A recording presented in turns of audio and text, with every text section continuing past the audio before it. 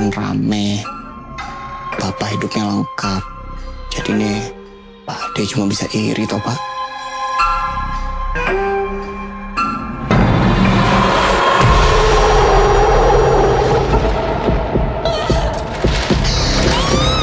Ini santet Segoro Pitu dari Jawa. Santet ini yang terampuh, tidak ada tandingannya. Kalau ada benda seperti ini lagi, jangan sentuh, jangan buka.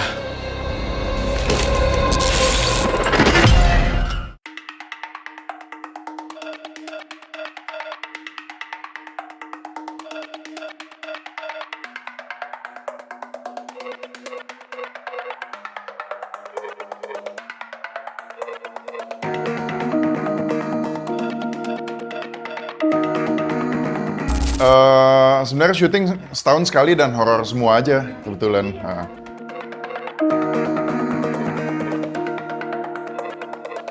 Sebenarnya gue udah nggak terlalu main film gitu ya. Tapi kan Rocky teman gue, udah teman lama juga teman main. Jadi ya ini aja lah seru-seruan aja.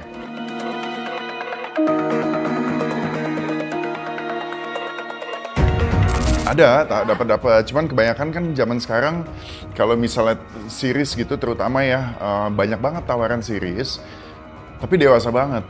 Kita tahu lah series-series yang sekarang sedang tayang kan produksi biasa begitu ya, yang agak panas, agak apa, dan kayaknya gue nggak cocok lah di situ secara image karena kan gue juga ada beberapa kontrak sama brand sama brand iklan dan lain sebagainya yang nggak bisa dengan kerjaan-kerjaan yang seperti itu.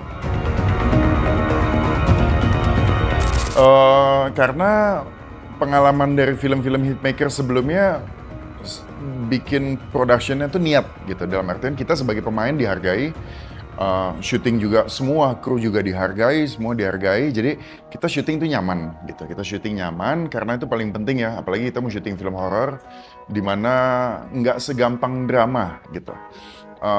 Banyak menguras energi, banyak harus menguras waktu gitu ya untuk bikin satu adegan yang mungkin di bioskop cuma berapa second doang itu bisa seharian gitu. Dan setnya juga susah. Nah, hitmakers tuh bisa seperti itu. Jadi aku percaya kalau misalnya ada yang nawarin horor, kalau ada dari production house lain mungkin aku akan mikir sekali dua kali gitu. Tapi kalau hitmakers karena memang specialty-nya dan aku juga percaya siapapun production house yang mau bikin film horor itu harus niat, harus kuat, nggak boleh setengah-setengah gitu. Karena bikin setannya juga ya nggak boleh ngasal, jadi nanti kelihatannya kayak begitu. Setnya juga harus Islam mau mengeluarkan lebih lah untuk membuat set yang bagus dan hitmakers bisa seperti itu. Saya sih seneng ya kalau misalnya kita bisa melihat sebuah karya atau film kita syuting udah capek, bekerja keras dan kemudian dapat apresiasi. Apresiasi yang kita bisa ukur kalau dari film Indonesia itu jumlah tiket gitu ya. Jumlah tiket itu sesuatu yang bisa kita ukur dan kita sepakati bersama sebagai ya acuan untuk nih film berhasil atau enggak gitu ya. Terlepas dari selera ada yang suka ada yang enggak. Banyak juga saya ngelihat film bagus tapi mungkin jumlah penontonnya nggak signifikan.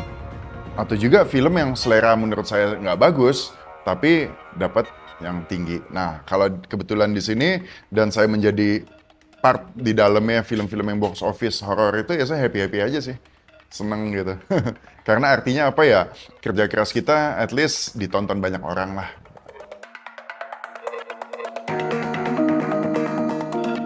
Iya, justru kalau aku ngelihat ya memang film itu film itu adalah menggambarkan yang terjadi di masyarakat atau di budaya itulah gitu ya. Bahwa film horor atau specifically ini film Santet Segoro Pitu terjadi karena awal mulanya kan dari thread di Twitter. Cerita kisah yang diceritakan di thread itu adalah kisah nyata katanya. Dan itu yang terjadi di masyarakat dan santet kita juga udah tahu itu sering dengar lah bahwa ya itu hal di Indonesia semua orang kayaknya tahu lah mengenai santet gitu ya. Jadi itu udah menjadi part budaya yang kita coba ceritakan kembali, kita kemas dalam bentuk entertainment. Mungkin nanti ada yang bentuknya film drama apa, kalau ini kebetulan bentuknya film horor. Dan ya ini sebagai apa ya, istilahnya sebagai produk hiburan. Produk hiburan di mana emang ada budaya-budaya di dalamnya yang kebetulan kalau yang ini penonton udah tahu gitu. Jadi akan lebih mudah buat penonton untuk relate ke dalam, masuk dalam ceritanya. Mungkin kalau ada film lain yang menggabungkan budaya-budaya Indonesia, sesuatu yang penonton belum tahu, tapi karena nonton film itu jadi tahu, ya itu punya misi yang beda lagi gitu ya. Kalau ini ya budaya yang ada kita kemas dalam bentuk hiburan.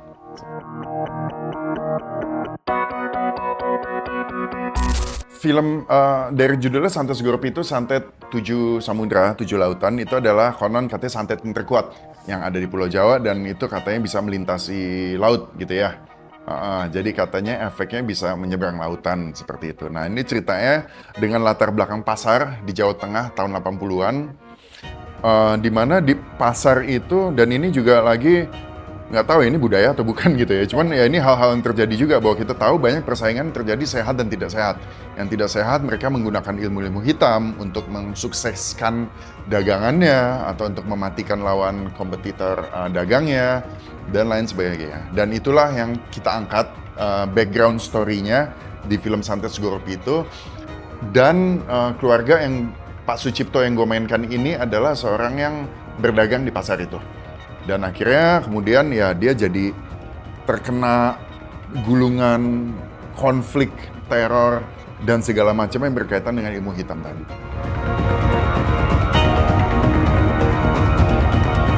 Kalau mendalami karakter Pak Sucipto mungkin kalau untuk tahun 80-an ini nggak terlalu sulit gitu ya, karena itu mungkin lebih ke arah visual, wardrobe, set, dan lain sebagainya. Dan juga ada pemilihan kata-kata dialog yang kita jarang ucapkan atau bahkan nggak pernah diucapkan di tahun 80-an. Nah, mungkin seperti itu.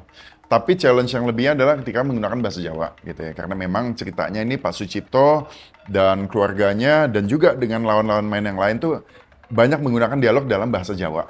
Nah, itulah yang kita pelajari ketika lagi reading. Belajar bahasa Jawa.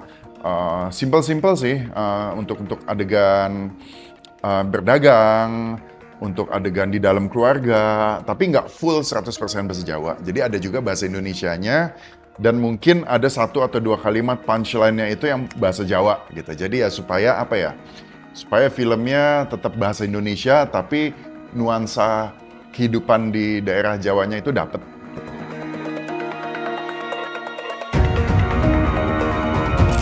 Ini film kedua gue sama Sarah. Yang pertama itu film Sabrina tahun 2000 berapa, saya lupa, 2018 ya. Dia jadi istri Jeremy Thomas, saya jadi suaminya Luna gitu ya. Nah kebetulan sekarang dia jadi istri saya. Saya udah kenal sama dia di luar syuting, main juga bareng gitu ya, jadi emang udah kenal juga. Dan gue juga udah tahu ya dia orangnya mempunyai, dia seorang indigo gitu ya istilahnya ya, Sixth Sense. Ya Sarah ya begitu ya, jadi ya dia suka cerita-cerita, kalau kita tanya dia jawab gitu-gitu. Jadi ya seru aja sih, maksudnya nggak terlalu beda gimana, karena gue melihat dia sebagai temen ya gitu.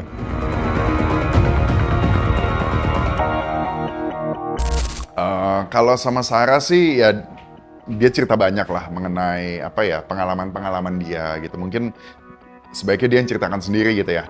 Tapi kalau mengenai santet ini ya kita lebih banyak diskusi sesama pemain dan sutradara dan acting coach mengenai ya santet ini apa. Dan Bang Bets juga penulis threadnya sempat datang ke lokasi syuting 1 hari waktu itu di Klaten, dan ya ketemu ngobrol casual aja, ngobrol santai, tapi sebenarnya nggak terlalu banget mendalami santet gimana sih enggak sih.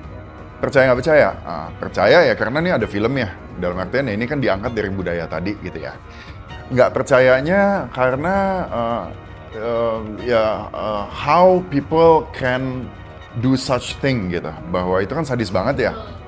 Terlalu sadis dan juga apa ya, sesuatu yang kalau menurut Sarah bilang pelakunya itu sudah apa istilahnya kena jadi budak iblis gitu, apa ya begitulah istilahnya itu.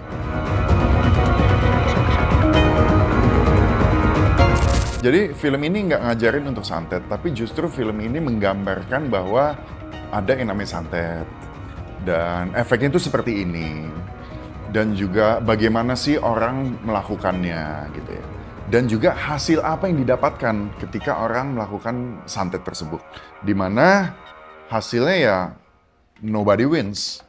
Ibaratnya seperti itu. Yang kayak kita tahu butuh apa sih istilahnya, butuh ada korban tumbal, butuh apa. Jadi ya mungkin karena dia iri hati dan dengki yang dibakar oleh rasa angkara murka dari iblis itu melakukan santet, mungkin dia puas sesaat, tapi ketika itu kan harus ada something yang dibayar. Nah di film ini tuh bisa dilihat bahwa ya hal ini sebenarnya nggak baik. Ya untuk menunjukkan bahwa ya apa ya, semua kalau dilakukan bukan dengan kebaikan ya ujungnya juga nggak baik.